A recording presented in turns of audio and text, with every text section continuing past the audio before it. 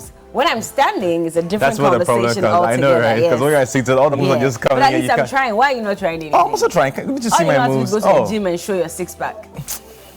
No he comments. likes to do that because he knows that girls are there. So, that is he not true, brother. But you also been going to you've been heading the story. Which story? The one that you did with Miss Ghana. Oh, that one. Yeah. But I didn't even take up she was showing us her packs. Yeah, but you were wearing something is this biceps or triceps? This is the shoulders. This is the bicep. Biceps. So your biceps were showing and all. Is that so? You didn't rush. How you doing though? I'm great. How are you this morning? I'm good. Thank you very much. Thank you. Thursday, throwback. Throwback Thursday. May is running by really fast. I know, right? Yeah, it's already what? Today's what? Today's like 12. I woke up and it's already 12 May. Yeah, you've been sleeping. You've been sleeping on lots of things. That's why you wake up and you'll be paying more things. I know, right? Tell me about it. Because for more. It's crazy how things are just becoming more expensive and salaries are remaining the same.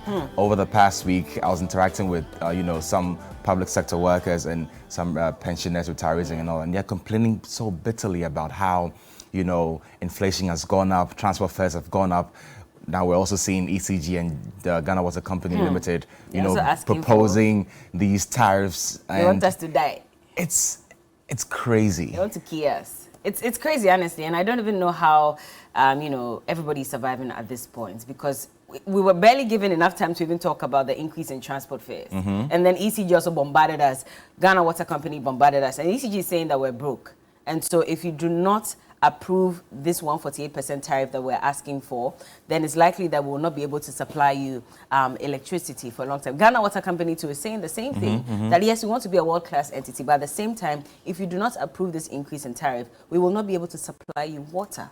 And for me, that's a major problem. And I'll go back to the Auditor General's report on even just ECG and the wastage that happened under the year 2020, because they didn't even have an audit agency to check their finances and ensure that they were actually reaping the benefits from all the hard work, if they really were working hard. But it says here, and this is the 2020 Auditor General's report, by the way, I'm sure all of you remember, prepaid meters conductors worth 59 million Ghana cedis abandoned by ECG for 5 years. It was bought. ECG came out and told us that when they bought it, they realized it was a bit faulty, and so they could not distribute it, and so they left it there for 5 years. It took the Auditor General's report to unearth that and bring it out. And then, as if that was not enough, let me just read a bit of what they said. It says that the Auditor General recommended that prepayment meters and conductors are giving out without delay. Failure to do that, the report said, the amount involved should be recovered from the officers who engaged in the procurement. Have they recovered it yet? Now, the audit report also revealed that ECG lost 2,649.08 GWH, which represents 24.30% of power purchased from the power producing companies to system losses. The report advised management to determine losses that are due to technical and commercial challenges to help deploy measures to reduce those. And I also noted that ECG incurred expenses to the tune of 182 million Ghana cedis as capacity charge from Senate Energy. However, and this was for 12 months in 2018, Senate, we're told, only supplied 300 kilowatts and 2.220 kilowatts in August and December, respectively, for the full year. So it wasn't even for the 12 months. Wow. It wasn't. So what are we doing? Are we just sitting idle and just watching on for all these things to happen? Really? I mean, if all this wastage, and as a regular Ghanaian, I'm asking that, have we been able to retrieve these monies? If not, why are you further burdening me? I'm barely even surviving on that meager salary. I'm paying more for transport. Now I have to pay more for water that I don't even get. Water that I don't get. Me in my house, the tap doesn't flow. Listen, my area, you see people carrying buckets and all of that because they're looking for water. So if you're not able to dig a borehole in your home, then you're going to have to find a way to survive. That whole time when government said they were giving free water and free electricity, to lifeline users, exactly, to lifeline users, I did not benefit from the water. I did not see any community tanker. You're paying back for it. Exactly, I'm paying COVID levy. I did not see any community tanker. I did not get free water from anyone, and yet it's gotten to the point where everybody has to pay, and I'm going to have to pay. Our waters are being polluted. How much work has been put in place to ensure that we don't get these waters polluted? Because we were told that by 2025 or so, it's likely that we'll start importing water. Yes. So have we fixed all those problems before burdening the regular Ghanaian who doesn't even have the money? It just seems like our politicians are just bystanders. They're just watching on to see all this go on. I mean, looking at interactions on social media, people are just saying, we're living by inshallah. Charlie. You know, Accra stay by plan. I spoke to a nurse who says, Charlie, she doesn't even know how she's going about her day because, I mean, public service workers are not receiving any, you know, more remunerations. Nothing. And the inflation rates is at 23.6%. Charlie. Which is higher than what the Ghana Statistical Service actually predicted. And it's being driven by, you know, increase in transport fares that has skyrocketed. And it's just, I don't even know where to start with this right now. Let's put out the stats for those of you who may not have followed the story yesterday about the 2022 inflation rate. So it says that inflation for April 2022 is 23.6%. That's a 4.2% increase since the 19.4% that was recorded in March. And it is the highest inflation since August 2019. So in 18 years, this is the highest rate of inflation. And for the contributing factors, it says transport contributed largely, in fact, the largest, 33.5% of transport fare increase. And the thing is that this is based on the 15% increase that we witnessed in February. So this 20% increase that we have witnessed in May has not even accounted for this increase in inflation. So if the next figures come out based on this 20%, it will be higher. So we're not going down anytime soon. That's not all. But it's interesting because household equipment and maintenance contributed 28.5%. And that's higher than food and non-alcoholic beverages, which is 26.6%.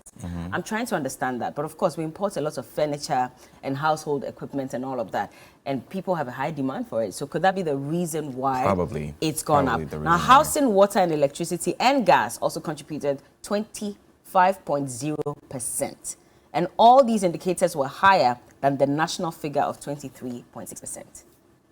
That's where we are now. And we're told it will go higher. Accra stay by plan. Even the plan. Listen, you plan your life and the next morning. The next thing is just, so for example, one of the ladies I was interacting with, she had told me that she had budgeted, you know, so from 37 to Tema at the time was around 9 cedis, 50 pesos.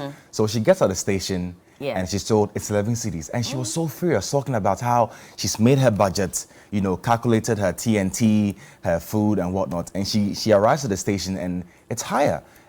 And she doesn't know what to do. And she's so furious at government talking about how absurd it is that you walk into a terminal and the next moment, you don't even know when transport fares are going to go up. And it's just affecting everything. As we know that once transport fares go up, it affects literally everything. Goods and services go up.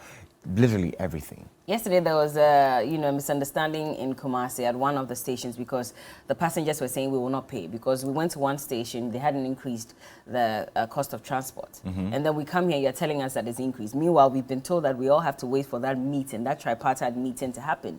So you guys agree on, you know, how much should even be added to the transport fares because the Transport Coordinating Council says GPRTU did not come to us. Usually that should be the channel. Come to us with your proposal. We also go to Ministry of Transport and whatever happens, happens. But you didn't come to us. And so everyone else should ignore the increase in transport fares. But these drivers have already gone ahead because GPRTU says we are not under the Coordinating Council. So you cannot tell us that. And now they're saying that the confusion is affecting the regular person who's speaking Trotro. Trotro is a luxury and I still cannot fathom how it has become luxury. And now Trotro has become dropping. That's what I mean. 11 cedis. 11 cities is just in and out is 22 cities. Your food hasn't come per day. I don't know how people are managing, honestly. I think it's unfair. It is really. This Accra Stay by plan that you keep saying is worrying me. Inshallah. Like that woman said, I had planned my life. I got to the station. So now what are you going to do?